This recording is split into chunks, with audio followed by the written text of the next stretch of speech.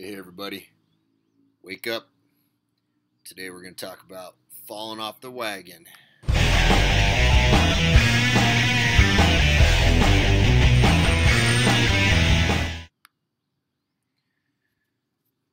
Alright, so got a confession. Kind of fell off the wagon in my program a little bit yesterday. So friend came over and we ended up staying up a little later than I normally like. I normally like to be asleep pretty early. Did not happen last night, so ended up sleeping in a lot later than I normally do. In fact, I even slept so late I missed the sun actually rising. So as I got up, I could see that the sun was already partially up. So got my butt out there and started doing my routine immediately. I got it. So what is there to say about this, guys? What do you do when you fall off the wagon? There's only one answer. You get right back on. That's it. That's all there is to it. Really, I should end the whole broadcast right now, but it's not that simple, is it?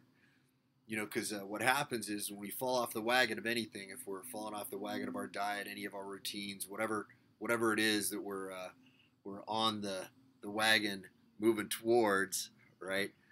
Well, to go with the metaphor, it seems like the wagon keeps moving, but we're off now. Now we got to run. Now we got to catch up.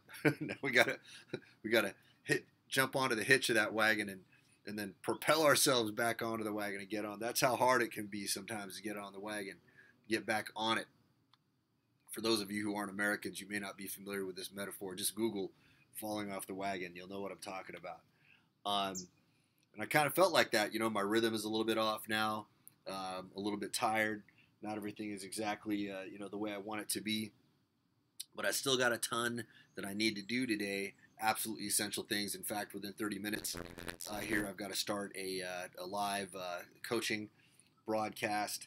Got an enormous stack of creative work that I need to get done. That a lot of it I should have been getting done at 4 o'clock in the morning this morning.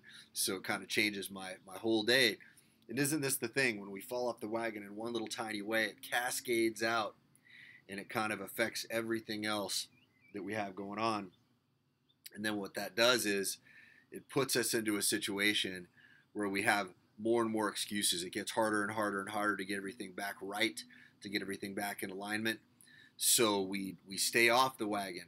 This is how easy it is to derail your entire program, guys. One little tiny slip up in your routine can change everything. You got to be absolutely vigilant about these things and fight to get them back. Now I just got to remind myself there's a reason why I don't hang out with friends on weekdays. Normally I reserve that stuff for Fridays and Saturday nights so that I can keep my my routine solid, so that I can be 100% bang on. So I just got to remind myself of that. And now tonight, if I have any temptations to be staying up late for whatever reason, can't do it.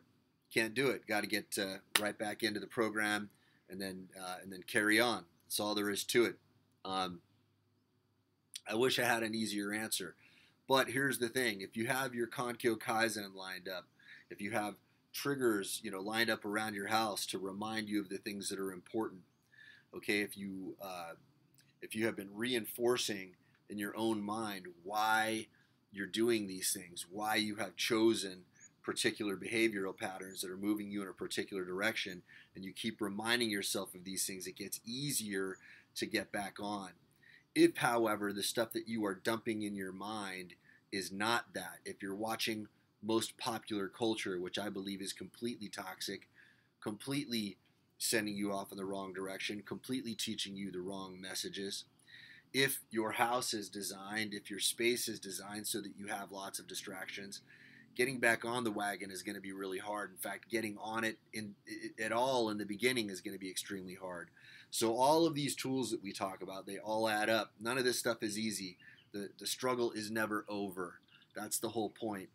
If you accept that the struggle is never over, that it is constant, that becomes a lot easier. It is a battle.